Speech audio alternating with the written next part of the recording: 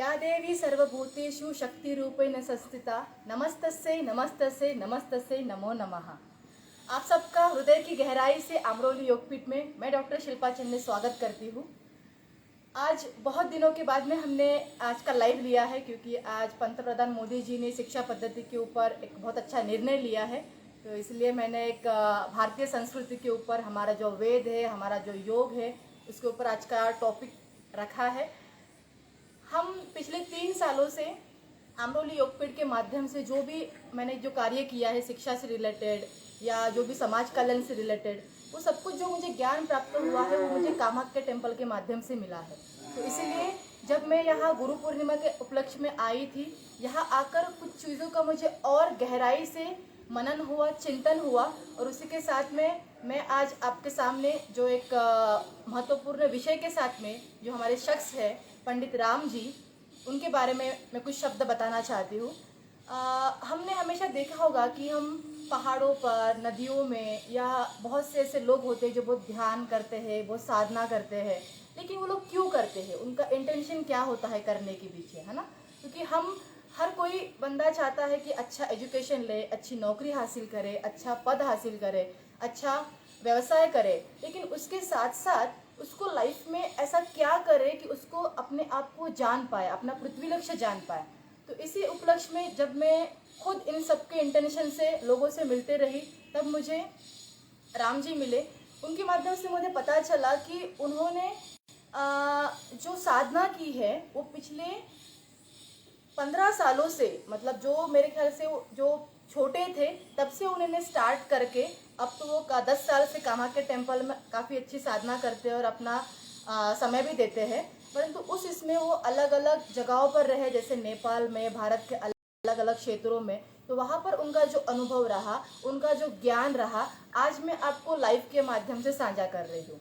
तो इस कड़ी में मैं एक्चुअली काफ़ी दिनों से चाहती थी कि उनके साथ में संवाद हो, मैं कुछ नए नए टॉपिक के ऊपर जो नारी से रिलेटेड, जो शिक्षा से रिलेटेड, जो भारत को विश्व गुरु बनाने के लिए आवश्यक है, इससे रिलेटेड में लेकर उनके साथ में आपको बता पाई नॉलेज।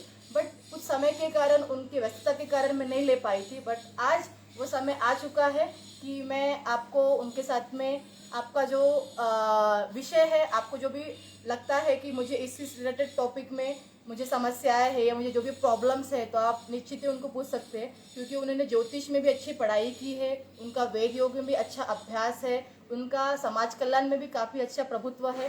तो आपको जो भी ऐसा लगता है आप नीचे कमेंट बॉक्स में लिख सकते हैं ताकि मैं उनसे साझा करूँगी। तो आज मैं फिर से एक बार अमरोली योगपीठ में स्वागत करती हूँ। राम जी प्लीज़ पधारिए।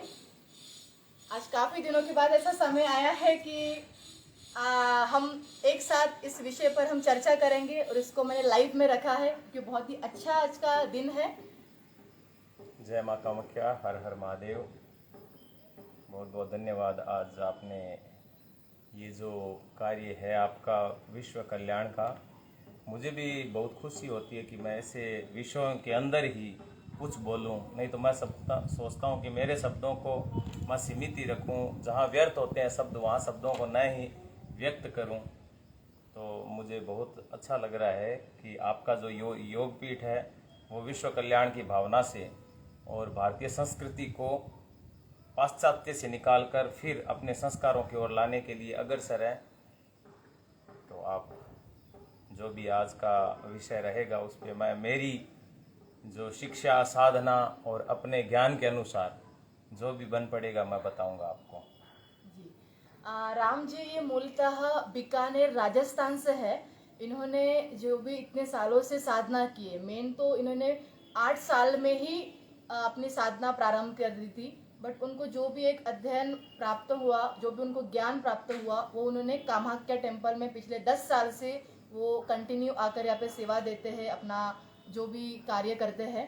तो उसी से रिलेटेड मैं आपसे पहला क्वेश्चन करना चाहूँगी कि आप जब इस तरह से भ्रमण कर रहे थे, है ना, तो जब आपको लगा कि किसी पेड़ के नीचे बैठ जाओ तो अच्छी एनर्जी मिलेगी या किसी पहाड़ के ऊपर बैठ जाओ तो अच्छा मुझे एहसास होगा, तो इन सब इसमें कार्य करते हुए या ध्यान करते हुए कभी जीव जंतु आ जाते हैं सामने, या कभी कुछ डर सा लगता है कि भाई अंधेरा हो गया है या वातावरण का कुछ ऐसा है, तो इसमें आपको कभी ऐसे लगा नहीं कि मुझे कुछ हो जाएगा, या अगर मेरा ध्यान नहीं लगा तो, या मेरा परिवार का क्या होगा, या शरीर से रिलेटेड, जैसे आज हमको अगर मच्छर भी काटता है तो हम उसको ये करते हैं, है ना, हम उसको मारेंगे, या हमको इरिटेट होता है, हम शरीर को एक आसन में इतनी देर तक साधना करना और इतना ऐसे तपस्या करना, ये आपने कैसे सीखा, और ये क्या कॉमन लोगों के लिए भी क्या ये पॉसिबल है, जो साधारण है, जो पढ़ रहे हैं बच्चे, जो जॉब कर रहे हैं, जो बिजनेस कर रहे हैं,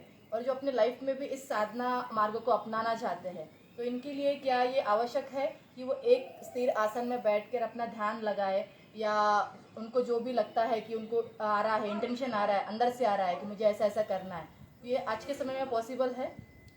बहुत अच्छा प्रश्न आपका।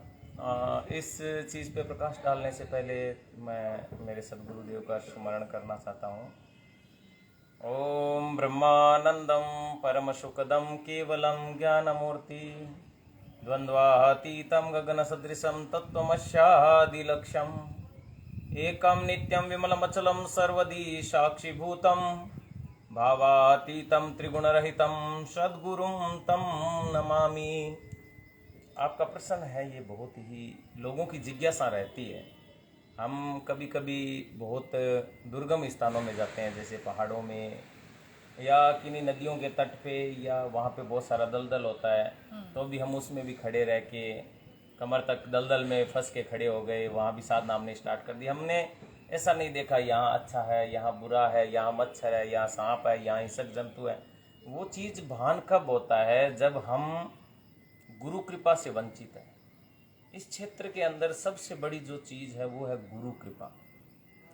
साधना में हम जब प्रवेश करते हैं, जब एक बच्चे का जन्म होता है, बालक का जन्म होता है, तो वो एक पत्थर होता है, पर उस पत्थर को तराशने वाला जो पहला गुरु है वो है माँ।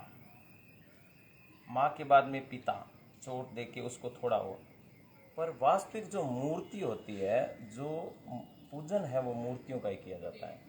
तो उस मूर्ति में, मूर्ति को बनाने के लिए सबसे बड़ा जो हाथ होता है वो होता है गुरु का।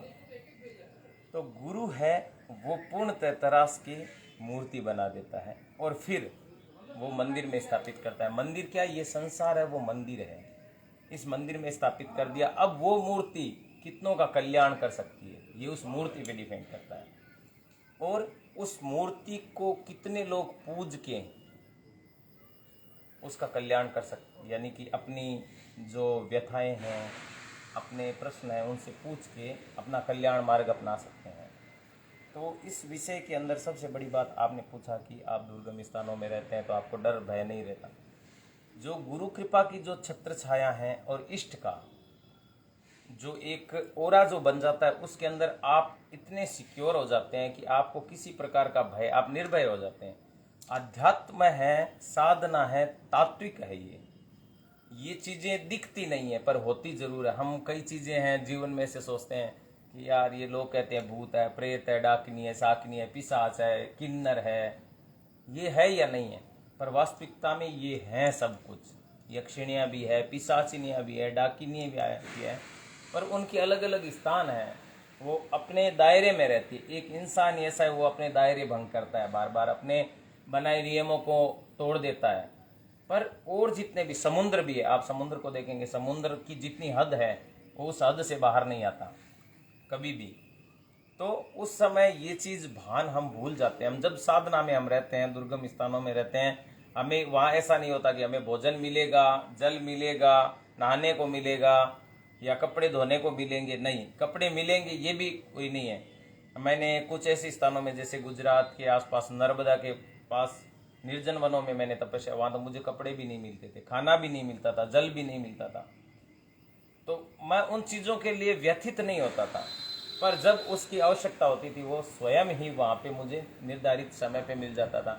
इसका मतलब ये है कि प्रभु, गुरु और माता पिता, इनके आशीर्वाद समग्र जब हो जाते हैं, एकीभूत होते हैं, तब अध्यात्म की जागृति होती है और उससे हम कोई भी चीज़ को सुलभता से पा सकते हैं, क्योंकि दुर्गम तप से सुगम चीज़ों को पाया जा सकता है।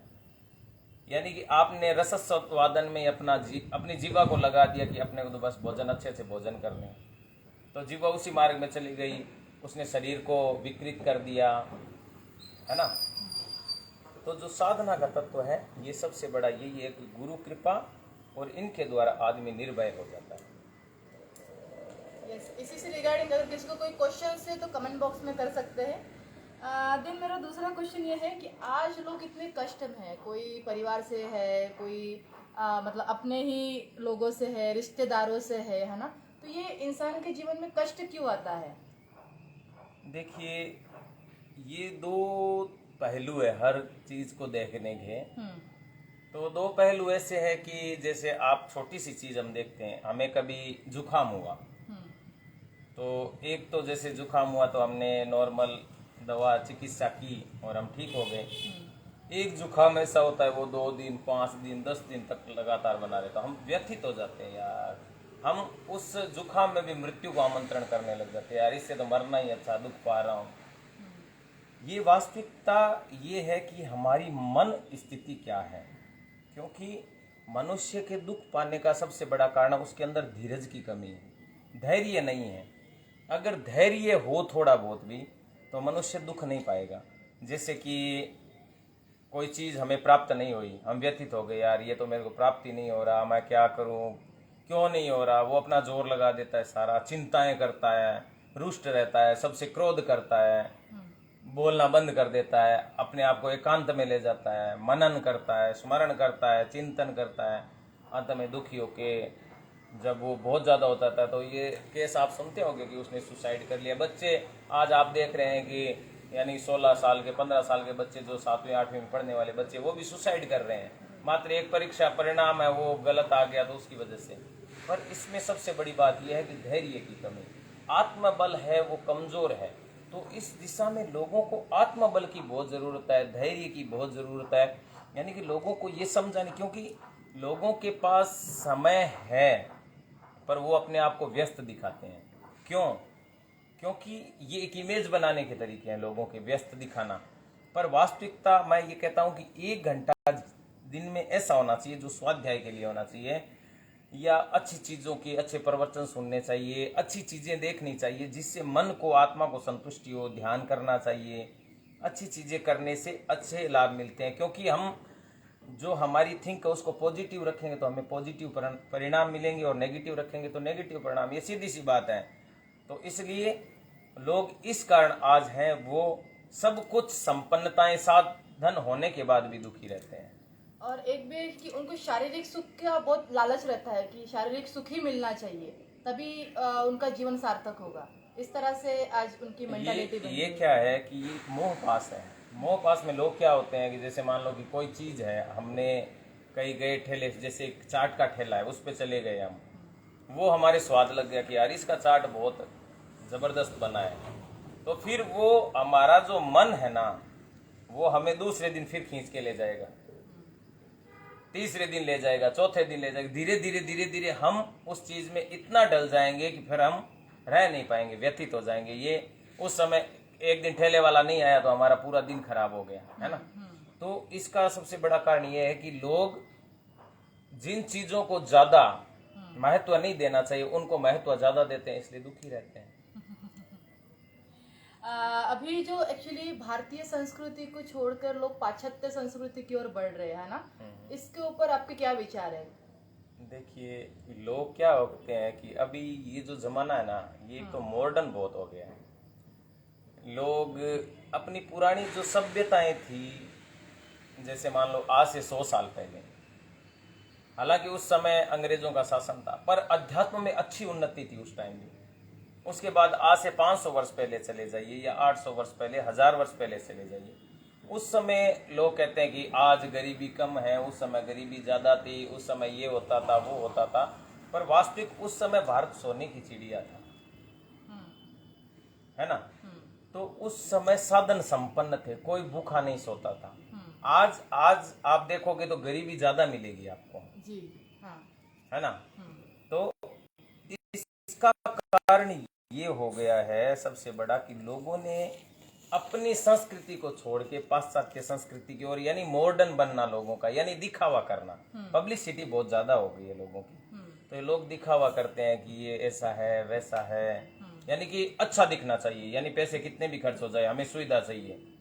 यानी कि एक छोटी सी, जैसे मान लो कहीं यात्रा करनी है, तो एक नाव 10 रुपए में जा रही है, उसमें 200 लोग सवार होके जा रहे हैं, और एक नाव है उसमें 200 रुपए लग रहे हैं, तो लोग कहेंगे यार हम 200 लोगों के साथ क्यों जाएं, हम 200 रुपए देके इसमें जाएंगे पर्सनली। तो इसका सबसे बड़ा मेन तात्विक कारण यही हो गया कि लोग जो पाश्चात्य संस्कृति, उसमें भोग विलास की वस्तुएं ज्यादा है, नाचने के लिए पब बने हुए हैं, यानी भोगो विलास की आप देखेंगे, आप अरब कंट्रियों में जाइए और कहीं भी जाइए, वहां पे यानी कि आपको एक से एक सुविधा, आप पैसे फेंको सुविधा ही लो। तो इसलिए लोग क्या, मॉडर्न लोग अब मेरे वैदिक धर्म को भूल गए हैं। लोग अभी जो कह रहे हैं कि हम जाग गए हैं, हमने तरक्की की है, वो वास्तव में सो गए हैं, जागे नहीं है। जागना ये नहीं होता कि आप कुविचारों को, कुप्रथाओं को या कुमार्ग को अपनाना ही आपका जागना है, ऐसा नहीं है।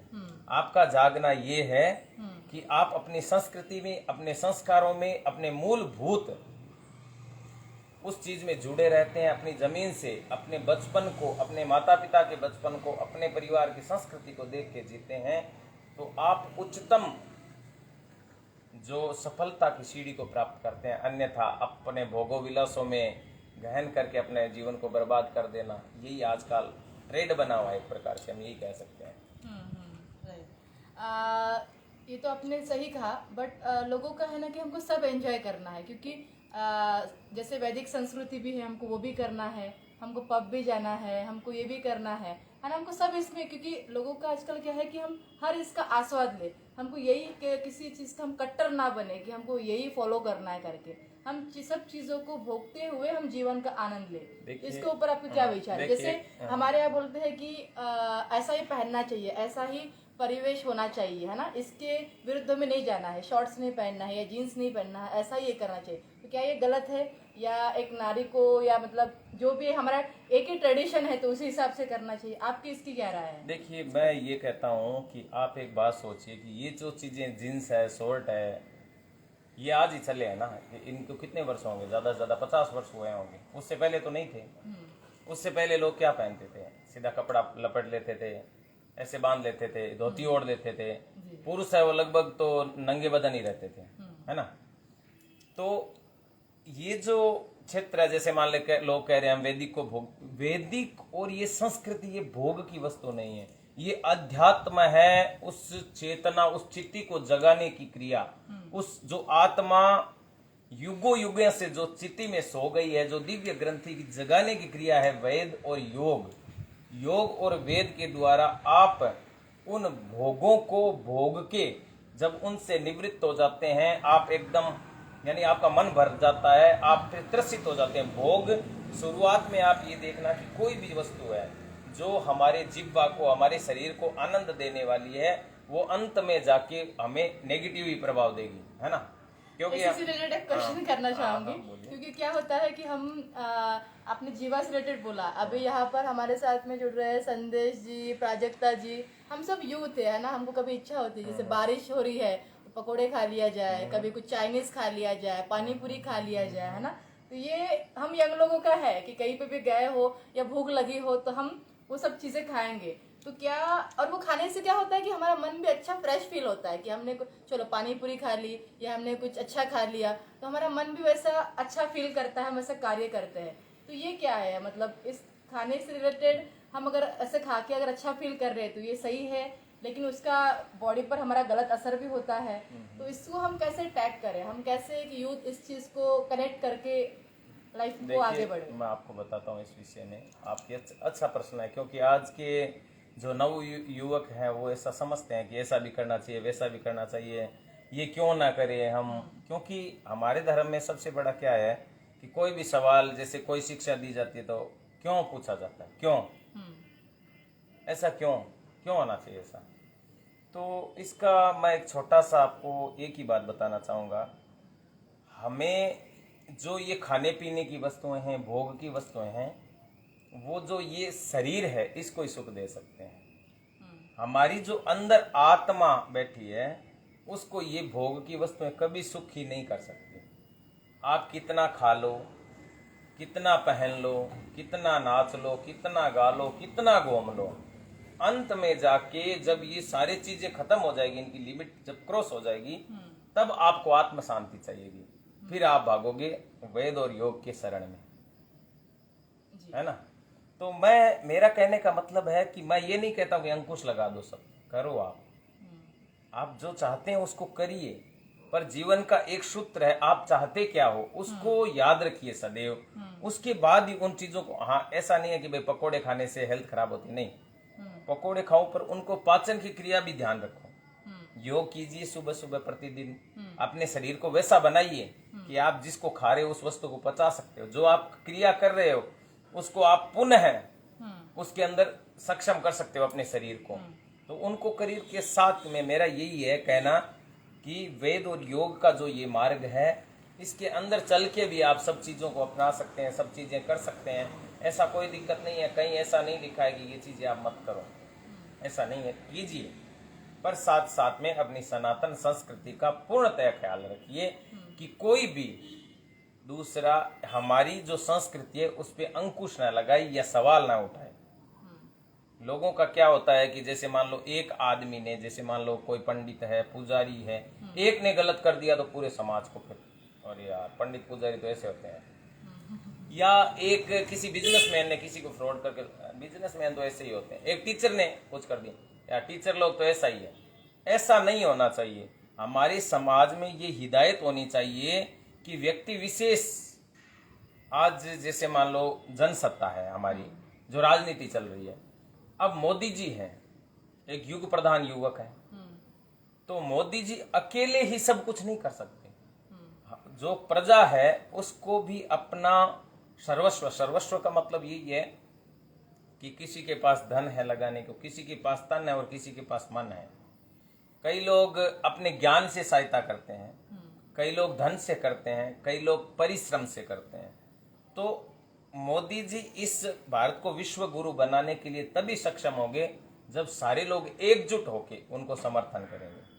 जी, इस पर आप लोगों की क्या राय है, ये भी कमेंट कर सकते हैं जो यूथ हमारे साथ में जुड़ रहे हैं। उसी से रिलेटेड हमारा नेक्स्ट क्वेश्चन है कि हम सभी लोग नारियों का बहुत सम्मान करते हैं हमारी संस्कृति में, उसको माँ का दर्जा देते हैं ना, उसे बहन कहते हैं, सब करते हैं, बट उसी विरोधा में देखा जाता है कि उनका अपमान भी होता है, उन्होंने नीचे इसमें उनको बोला भी जाता है ना। तो इस तरह से अगर ये समाज करेगा तो क्या समाज की प्रगति होगी? क्योंकि एक तरफ तो आप बहुत उसको मतलब पूछते हैं, सब ये करते हैं, दूसरी तरफ उसको रुलाते भी है, उसका अपमान भी करते हैं। तो इसमें क्या रहेगा अगर इस तरह से हम एक तरफ में बहुत चढ़ा रहे कि माँ जगदम्बे ये वो, और एक दूसरे और हम अगर लेडीज का ही जो एक स्त्री के स्वरूप में ही नारी है, स्त्री के स्वरूप में ही माँ है, बहन है, उसी का अगर सम्मान नहीं हो रहा है तो ये देश कहाँ जा रहा है? देखिए, वैसे सूत्र तो वास्तविक जो आपकी बात है उसमें मैं एग्री हूँ। यत्र नारीस्तु पूज्यन्ते तत्र रमन्ते देवता, ऐसा भी कहा है सूत्रों ने। नीति कहती है कि जहाँ नारी की पूजा होती है वहाँ पे देवता रमण करते हैं। जब परमात्मा ने स्त्री की रचना की थी तो परमात्मा ने बहुत समय लगने लगा, तो देवताओं ने पूछा कि हे विधाता, ये क्या चीज आप बना रहे हैं जो इतना समय लग रहा है? तो उन्होंने बताया कि मैं एक स्त्री की रचना कर रहा हूं, ये बहुत कोमल भी और बहुत कठोर भी है, ये सब कुछ सहन भी कर सकती है। जब ये साथ देने लगे तो सब कुछ बना दे, और जब ये साथ छोड़ दे तो सब कुछ बर्बाद कर दे। तो जो नारी का स्थान है, आपने जो मुझे ये पूछा है, इसके बारे में मैं बताता हूँ कि शक्ति के बिना शिव भी अधूरे हैं। इकार रूप में अगर शिव के साथ शक्ति नहीं है तो शिव भी शव है। शिव के साथ शक्ति इकार रूप में मिलती है तभी वो शिव बनते हैं और कल्याण करते हैं जग का। ऐसा नहीं है कि इस समाज के अंदर सभी लोग नारियों का अपमान करते हैं, ऐसा भी नहीं। बहुत सारे असामाजिक तत्व भी होते हैं। कुछ मैंने अभी आपको बताया था पहले भी, कुछ लोगों की वजह से ये सब होता है। लोग नारी को भोग की वस्तु भी समझते हैं, ऐसे भी लोग हैं। लोग जैसे मान लो नवरात्रा में तो देवी माँ करेंगे, कन्या पूजन करेंगे, और वो कन्या कभी और कहीं दिख जाए तो उससे बात भी नहीं करेंगे, या कभी वो मुसीबत में पड़ी है तो भागने की करेंगे, यार हमें क्या करना पचड़ों में पड़ने के। जैसे छोटी सी यानी कि हमारे रिलीजन में जैसे नाग देवता है, तो नाग देवता को नाग पंचमी होती है तो दूध पिलाते हैं, पूजन करते हैं, और वो नाग अचानक घर में आ जाए तो मारने की करते हैं, है ना। तो ये क्या है, सोच का, जो सोच है घटिया और बढ़िया दोनों सोच के ही विचार हैं। जैसे मान लो हमारे शरीर में कभी हम पूजा कर रहे हैं तो हमारे शरीर में किसी चींटी ने काटा, तो हमारा उस समय जो ध्यान है वो परमात्मा में लगा हुआ है, पर वो दर्द हमें हो रहा है, तो ये जो मस्तिष्क है वो आंखों को निर्देश देगा कि देखो वहां पे क्या हुआ है। आंखें देखेंगी कि चींटी है, फिर वो चींटी को उठाएंगे। हमारा मन अगर विचार उस समय अच्छे चल रहे हैं तो हम उस चींटी को छोड़ देंगे, और हम उस समय किसी टेंशन में रहे तो हम सीधा चींटी को उठा के मसल देंगे। तो ये विचार है सोच विचार की जो सृष्टि है, इसके अंदर बहुत कुछ होता है, पर वास्तविकता जो यही है कि नारी सदैव पूजनीय थी, है और रहेगी, क्योंकि मातृत्व के बिना संसार से जाने के बहुत रास्ते हैं, मृत्यु के बहुत सारे रास्ते हैं। आप अकाल मृत्यु हो सकती है, बाढ़ से मृत्यु हो सकती है, जहर से हो सकती है, किसी पर संसार में आने के लिए आपको माँ के गर्भ की आवश्यकता पड़ेगी ही, वो एक स्त्री है। इसलिए मेरा यही कहना है कि नारियों का सदैव सम्मान करना चाहिए। और वैसे तो हर एक प्राणी के अंदर सर्वभूत हिते रता, हमारा जो वसुदेव कुटुंबम का जो लक्ष्य है उसमें हर एक प्राणी में, चाहे वो कुत्ता बिल्ली कुछ भी हो, उस सब में परमात्मा को देखते हुए सब पे दया दिखानी चाहिए और सदैव सम्मान करना चाहिए कि सबका सम्मान करना ही परमात्मा की सर्वोपरि भक्ति है। हम किसी के दिल को दुखा के साधना कर रहे हैं, पूजा कर रहे हैं, वो व्यर्थ है। हम एक तरफ तो नारी को दुख दे रहे हैं और दूसरी तरफ माँ जगदम्बा की साधना कर रहे हैं, व्यर्थ है वो चीजें।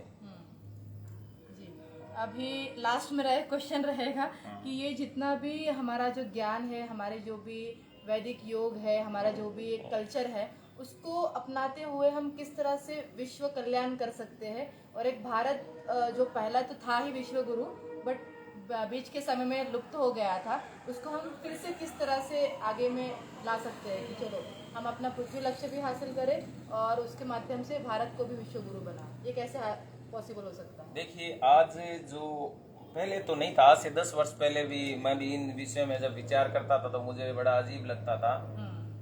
जब से ये योग दिवस की और की ये जो शुरुआत योगों के लिए इतना उत्साहवर्धन हुआ है, वेदों के लिए, यानी विदेशियों लोगों को मैं देख रहा हूँ कि भारतीय संस्कृति को अपना रहे हैं, वेद मंत्रों का उच्चारण कर रहे हैं, योग कर रहे हैं। ऋषिकेश में, हरिद्वार में जब मैं जाता हूँ तो विदेशियों को देख के मैं अचंभित हो जाता हूँ, यार ये मेरा भारत है आज वापिस। यानी मोदी जी भी इस पे बहुत, यानी कि मोदी जी है, बहुत सारे लोग हैं, अनन्य योग गुरु हैं, वो भी इस पे विश्व कल्याणार्थ बहुत सारे कार्य कर रहे हैं।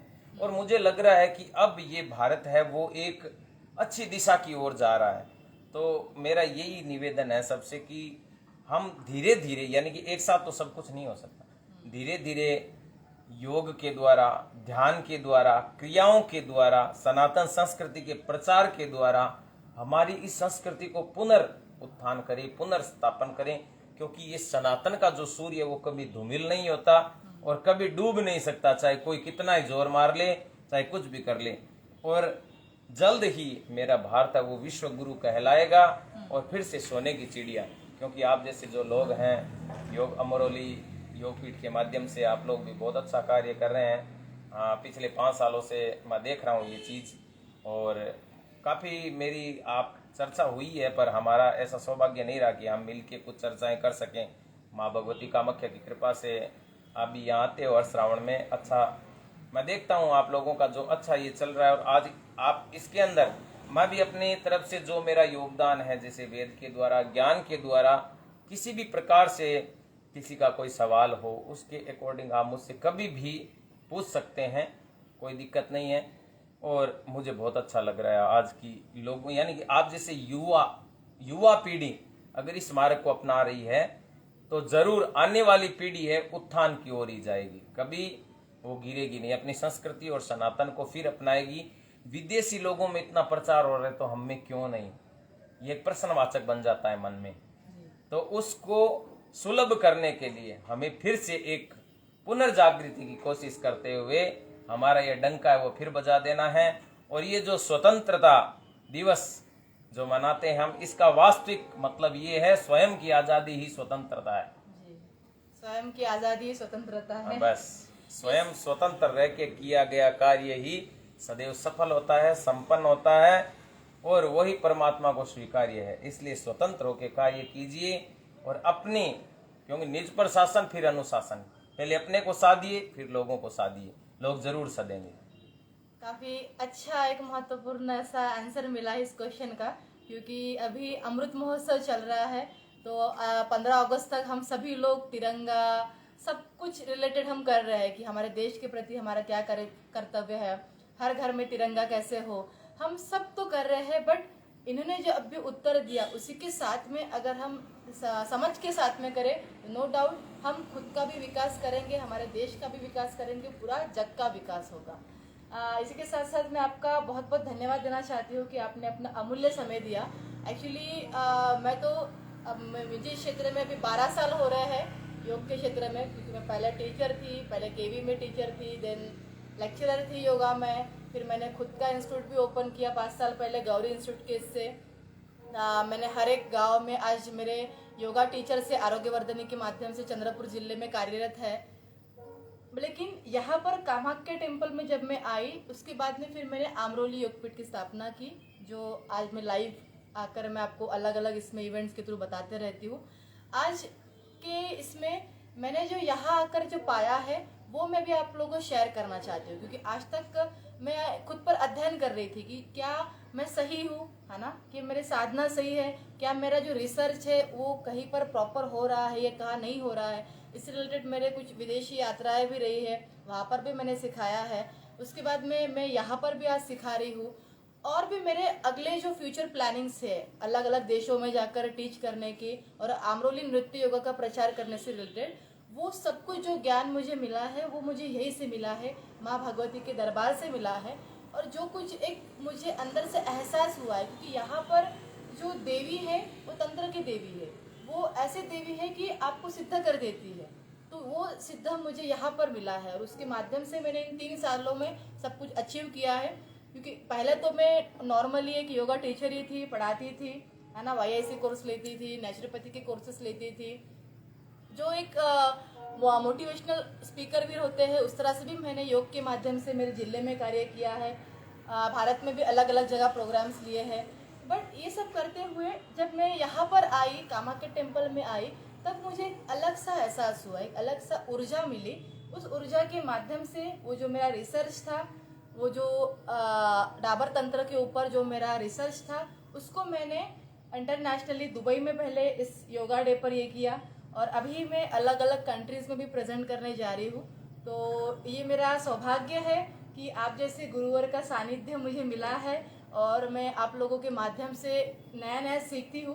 क्योंकि हर एक इंसान परिपूर्ण नहीं होता, उसके साथ में जो लोग जुड़ते हैं, जो जुड़ते आते हैं, संगठन के माध्यम से वो कार्य पूरा होता है। क्योंकि मैं अब तक जो कार्य करते आई हूँ मैं 1 मैन करती थी, है ना, मतलब अकेले ही सब चीज़ें करना मुझे जैसे प्यार, क्योंकि मेरा जो एरिया है चंद्रपुर एरिया वो बहुत ज़्यादा डेवलप भी ऐसा है नहीं।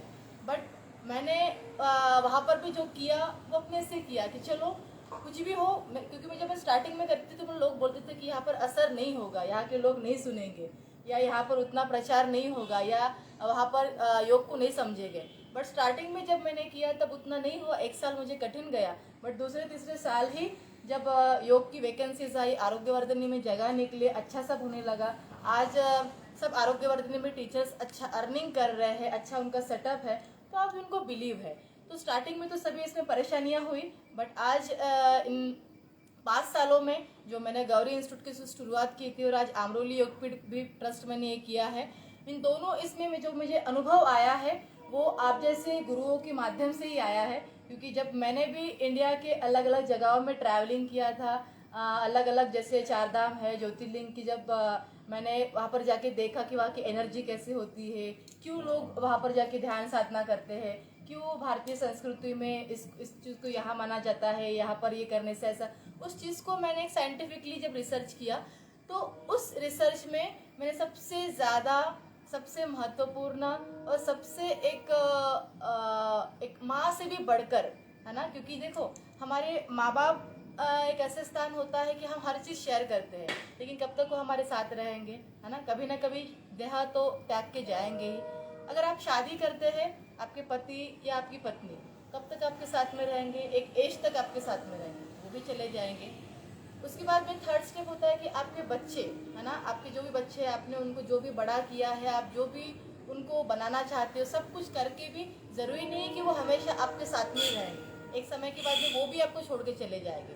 बट इन तीनों के परे जाकर, जैसे हम हमारे संस्कृति में भी ओम शांति शांति शांति, इस तरह से 3 जो वर्डिंग है, ये 3 शांति हमारे सुखों के लिए होता है ना। इस तरह से जब दुख आता है हमारे जीवन में, तब इसमें जब शांति आए, इस तरह के इसमें होता है। तो इन तीनों इससे पाने के लिए जब इसमें मैंने रिसर्च किया, इसमें मैंने ध्यान किया, तो माँ भगवती के माध्यम से मुझे यहाँ पर वो ज्ञान मिला, मुझे वहाँ पर वो एहसास मिला, और इसीलिए मैंने अमरोली नृत्य योगा की शुरुआत की। और इसके मैंने काफ़ी ऑनलाइन भी सेशंस किए, क्योंकि लॉकडाउन के समय में पॉसिबल नहीं था कि मैं बाहर जाके करूँ या ये करूँ, बट मैंने फिर भी उस समय चंद्रपुर से शुरुआत की। ऑनलाइन के थ्रू भी आज ग्लोबली काफ़ी अच्छे लोगों तक वो पहुंचा है, उसके रिजल्ट भी अच्छे गए हैं, क्योंकि रिसर्च बेस में किया है मैंने। अब इसको मैं प्रैक्टिकली लोगों तक मैं पहुंचा रही हूँ, जो माँ भगवती के माध्यम से। आज जो सपना था कि पहले, क्योंकि कोविड के पहले तो काफ़ी सोचा भी था, क्योंकि मेरा इसी मंथ में पिछले साल दूरदर्शन में भी मुलाकात हुई थी, मैंने उनको बताया भी था कि इस तरह से होगा, इस तरह से करने वाले हैं, बट कोविड के माध्यम से उसको थोड़ा सा समय लगा। बट अभी वो समय आ चुका है। आज अभी ऐसा लगता है कि देवी ने आज्ञा भी दी है कि चलो अब तुमको शुरुआत प्रैक्टिकली माँ कामाख्या टेम्पल के माध्यम से करनी है, इसी भूमि से करनी है। तो आज कोविड के इन 3 सालों बाद मेरा जो भी एक ऑनलाइन का कार्य था, जो बाद में मैंने दुबई में भी किया, और आज मेनली इंडिया में स्पेशली मुख्य मैं आज कामाख्या के टेम्पल में, गुवाहाटी के परिसर में, आसाम के राज्य में आज इसकी शुरुआत कर रही हूँ। तो मैं चाहती हूँ कि आप जैसे गुरुओं का आशीर्वाद मुझे ऐसा ही मिलता रहे, और ये जो मेरा जनहित का, देश हित का कार्य है, क्योंकि आज हर कोई खुद के लिए सोचता है, अपने परिवार के लिए सोचता है, लेकिन उसके साथ साथ विश्व कल्याण के लिए भी सोचेगा। वो जब समझ उसके साथ में आएगी, हर एक युवा, क्योंकि मैं भी युवा हूँ, मेरे साथ में जितने भी लोग जुड़ रहे हैं वो भी युवा है, अगर वो भाव उनके अंदर जाग जाए तो निश्चित ही हमारा जो देश है, हमारी जो माटी है, हमारी जो भूमि है, वो एक विकासशील रहेगी। देखिए, बहुत सुंदर आपके विचार, व्यक्तित्व हैं। इसमें जो आपने कामाख्या के बारे में बताया, थोड़ा सा प्रकाश डालूंगा मैं कामाख्या क्षेत्र के बारे में जी। जो विश्व कल्याण का है। उस पे दुर्गा सप्तशती में एक श्लोक है, विश्वेश्वरीम त्वं परिपाहि विश्वम विश्वात्मिका धारयसीति विश्वम विश्वेश्व वंद्या भवती भवंती विश्वाश्रया ये त्वयि भक्ति नम्रा। यानी यहाँ पे माँ भगवती कहती है कि जो ये विश्व है ये मेरा ही रूप है, और इसकी सेवा करना, विश्वेश्व वंद्या यानी वंदन करना, सेवा करना, ये मेरी सेवा का एक अंग है। तो मैं लगभग 2008 से लेके अब तक मैं बहुत सारे क्षेत्रों में घूमा, भारत के सारे ज्योतिर्लिंग, सारे शक्तिपीठ और अन्य बहुत सारे क्षेत्र, संतों के संग में मैं बहुत रहा हूँ। नेपाल में मैं पशुपतिनाथ में, गुह्येश्वरी में काफ़ी मैंने समय बिताया। पर जब मैं कामाख्या में आया 2013 में अक्टूबर में सबसे पहली बार, उससे लेके आज तक मैं कहीं गया ही नहीं, क्योंकि इस पृथ्वी पे जो ये 3 पहाड़ है ये इतने ऊर्जात्मक हैं, ये ऐसा संकेत देते हैं कि ये पृथ्वी पे है ही नहीं। आज से 36 लाख वर्ष पहले सतयुग के अंदर माँ भगवती का जो योनिपीठ यहाँ गिरा था, उससे लेके आज तक यहाँ पे सारे देवता अपनी तपस्या को परिपूर्ण करने के लिए आते हैं। बहुत सारे यानी यहाँ पर योगी, साधक, तांत्रिक, वैदिक यानी सब प्रकार के लोग यहाँ आते हैं। यहाँ की ऊर्जा जैसे एक फोन की बैटरी जैसे 100% होती है तो हमारे चेहरे पे कैसे चमक आ जाती है, उसी प्रकार विश्व शक्ति यहाँ पे भरपूर मात्रा में प्राप्त होती है। इस पहाड़ पे एक रात्रि भी वास करना माँ की कृपा से करोड़ों जन्मों के पुण्य उदय होने का बराबर है। और हमें तो माँ भगवती ने 10 वर्ष से अपनी शरणागति दे रखी है। मैंने सर्वत्र अब कहीं भी मुझे जाने की इच्छा नहीं। मैं सोचता हूँ कि सारे तीर्थ, सारे जो ज्योतिर्लिंग, सारे पीठ सब यहीं पे विराजमान है, क्योंकि ये सर्व विश्व का सर्वप्रथम शक्तिपीठ है और माँ का गर्भगृह है, क्योंकि गर्भ ही प्रदान होता है। और माँ भगवती की इतनी यहाँ पे अनुकम, करुणामय, आनंदमय दृष्टि जो बरसती है, उसका तो हम शब्दों में तो वर्णन कर ही नहीं सकते। यहाँ का जो महत्व है वो विश्व पटल को अपने अंदर संयोजित करने का महत्व है। पूरे विश्व को अपनी विश्व शक्ति से संचारित ऊर्जा जो प्रदान होती है इस नीलांचल से, इस माँ भगवती कामेश्वरी के पीठ से होती है। जय माँ कामाख्या, हर हर महादेव। मैं अपने शब्दों को विराम दूंगा। एक क्वेश्चंस है, दस महाविद्या मतलब क्या होता है? 10 महाविद्याएं जैसे ये माँ भगवती के ही स्वरूप हैं।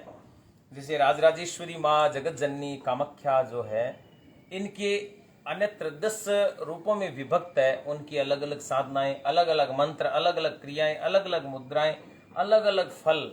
जैसे मान लो कि 10 महाविद्याओं में काली है, तारा है, फिर छिन्नमस्ता है, भुवनेश्वरी है, धूमावती है, मातंगी है, कमला है, षोडशी है, त्रिपुर भैरवी है। इस प्रकार से ये 10 महाविद्याएं माँ भगवती राजराजेश्वरी जगत जननी के ही अनन्य स्वरूप हैं।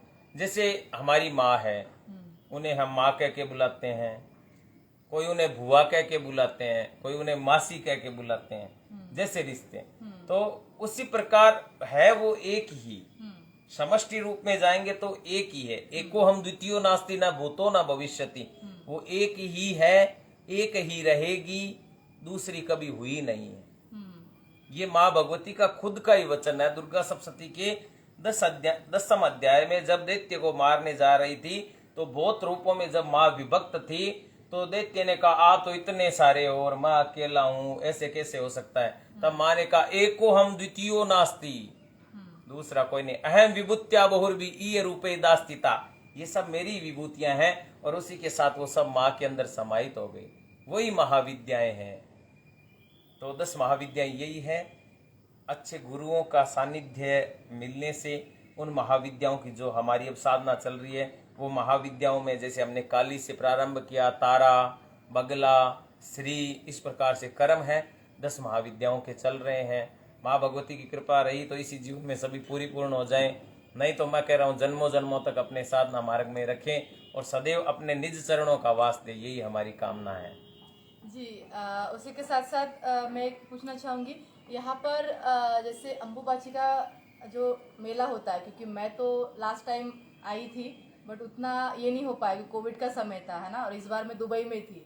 तो वहाँ पर मैंने लाइव लिया था कुछ चीज़ों को, जो मैंने गहराई से जाना उस पर मैंने लाइव भी लिया था। बट आप तो यहाँ पे प्रैक्टिकली इतने 10 सालों से आ रहे हैं, तो इस पर आप अपना अनुभव बताएं, क्योंकि लास्ट टाइम भी हमने जब लाइव लिया था इस पर कुछ क्वेश्चंस हुए थे।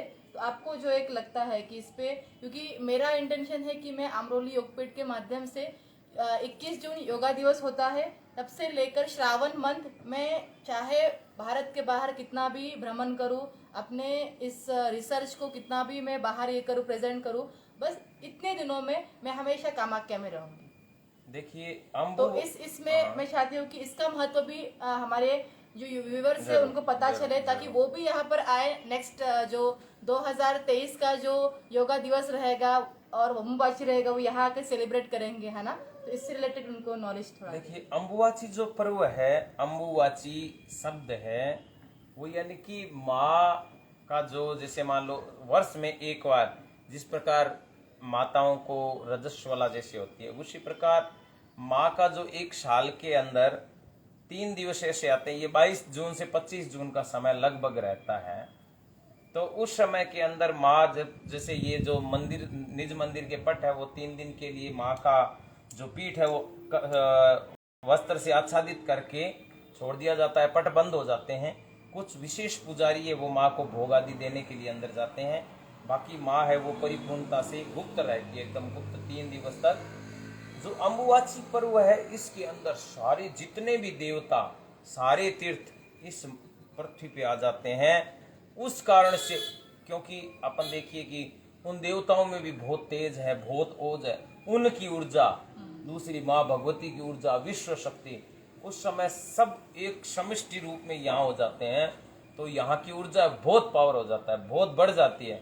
उस समय यहाँ एक मंत्र जप करने से भी करोड़ मंत्र जप करने का फल मिलता है, और ऊर्जा इतनी पावर हो जाती है कि आप स्वयं, ना तो आपको नींद की जरूरत है, ना आपको भोजन की जरूरत है, ना आपको कुछ भी क्रिया करने की, आप बस ये रहेंगे कि हम बैठे रहें और माँ को निहारते रहें, बस आय जपाजप लगे रहें। बस उन 3 दिनों के अंदर आपको किसी भी प्रकार की व्यथा नहीं सताती। आप ऐसे लगेंगे कि 3 दिन आप स्वर्ग में बिता के आए, इस प्रकार आपको एहसास होगा।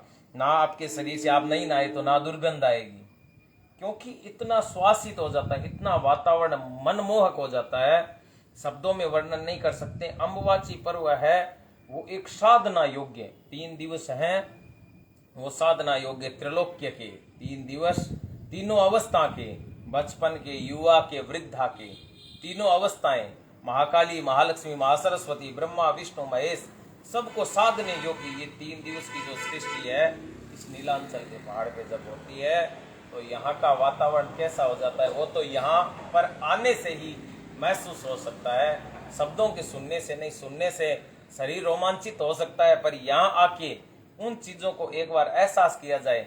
जिसने एक बार अम्बुवाची में आके एहसास कर लिया, मुझे नहीं लगता वो जीवन में कभी अम्बुवाची को मिस करेगा, वो जरूर आएगा यहाँ पे लौट के। जी, इसी से रिलेटेड और एक क्वेश्चन है कि लोगों में एक्चुअली क्या किया है कि जैसे यूट्यूब में भ्रम तैयार किया है, क्योंकि मैंने खुद भी जब इसकी रिगार्डिंग सर्च किया था तो काफ़ी लोगों ने उस पर डाला है कि जो रियलिटी है वो ना छोड़ के उन्होंने उसको अलग ही स्वरूप में यूट्यूब में काफ़ी अलग अलग इसमें मतलब अज्ञान से रिलेटेड जो ज्ञान है, जो रियल है वो नहीं, भ्रम, डर पैदा करके रखा है कि यहाँ ऐसा होता है, यहाँ ऐसा होता है, ये गुप्त है, ये है, वो है।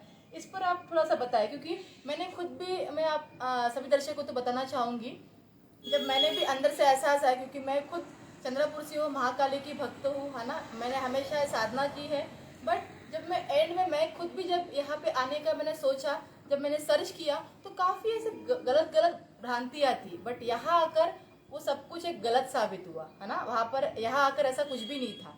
तो मैं चाहती हूँ कि आपने इन 10 सालों में जो भी एक अनुभव हासिल किया वो बताएं, क्योंकि आज हम क्या करते हैं, कुछ भी हमको जानना हो तो गूगल में हम टाइप कर लेंगे, यूट्यूब में ये कर लेंगे, हाँ इतना इसको व्यू है, इसने इतना ये बोला है, तभी आप डिसाइड करेंगे कि यहाँ जाना है, वहाँ जाना है। लेकिन इस तरह से, क्योंकि मैं चाहती हूँ कि जो मैंने अनुभव किया है, क्योंकि मैं खुद लड़की होके मैं अकेली यहाँ पे रही हूँ, मुझे किसी प्रकार का डर भी नहीं रहा है, लोग भी अच्छे हैं, सभी सपोर्टिव, मैंने पूरा भारत भ्रमण किया है, सिंगल किया है, बट मुझे कभी किसी तरह का ये नहीं ये हुआ है कि लोगों ने कोई बोला है या किस तरह कैसा, ऐसा कभी हुआ ही नहीं है ना।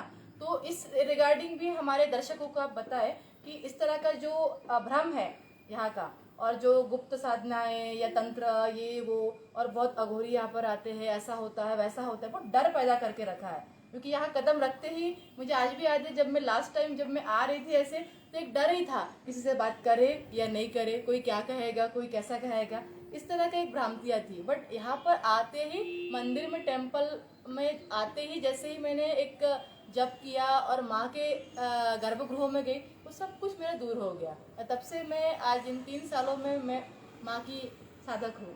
देखिए, मैं बताता हूँ आपको, आजकल क्या है कि एक ट्रेड चला हुआ है, जो चीजें ज्यादा उल्टी करते हैं ना, भ्रामक जो विषय हैं वो जल्दी ट्रेड हो जाते हैं। जैसे मान लो कोई पिक्चर बनती है, हाँ।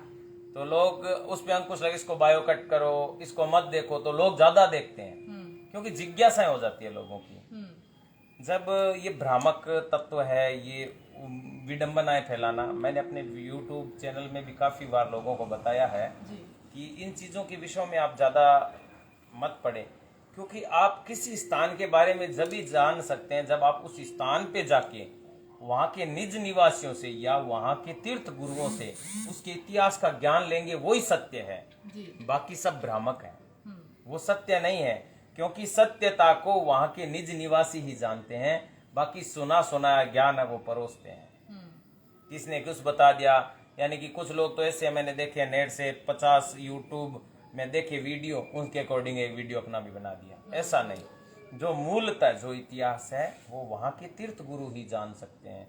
और कामाख्या में ऐसा कोई डर नहीं है। यहाँ पर वैष्णवाचार के, वैदिकाचार के, तंत्राचार के, सारे सिद्धांत के, वीर भाव के, पशु भाव के, दिव्य भाव के सारे साधक यहाँ पे आते हैं। अपनी साधनाएं करते हैं। किसी भी प्रकार का यहाँ के जो पंडित पुजारी जो भी हैं वो इतने अच्छे हैं, लोगों को इतना मान सम्मान देते हैं, किसी प्रकार का व्यवधान नहीं देते। और मंदिरों में मैंने देखा है व्यवधान पैदा करते हैं, निकाल देते हैं। पर यहाँ के जो पुजारी हैं वो बहुत ही सहनशील, बहुत ही सभ्य लोग हैं। वो मान सम्मान करते हैं, साधक के साथ वैसा व्यवहार करते हैं, उनको साधनाओं के लिए जगह उपलब्ध करवाते हैं, अपनों घरों में कमरे देते हैं, अच्छी सुविधाएं देते हैं। यहाँ के लोग बहुत ही मिलनसार, माँ भगवती का जैसा स्वरूप है वैसे ही यहाँ के लोगों का स्वरूप है, व्यक्तित्व है उनका। कुछ लोग रहते हैं बाहर से आते हैं, राजनीति करते हैं, पर माँ भगवती है जल्दी उनका पलायन कर देती है यहाँ से। वो उनको अपने शरण में रखती है जो उसके अनुरूप रहते हैं, जो लोगों की सहायताएं करते हैं, जो अच्छी चीज बताते हैं, ऐसा नहीं कि भ्रामक नहीं।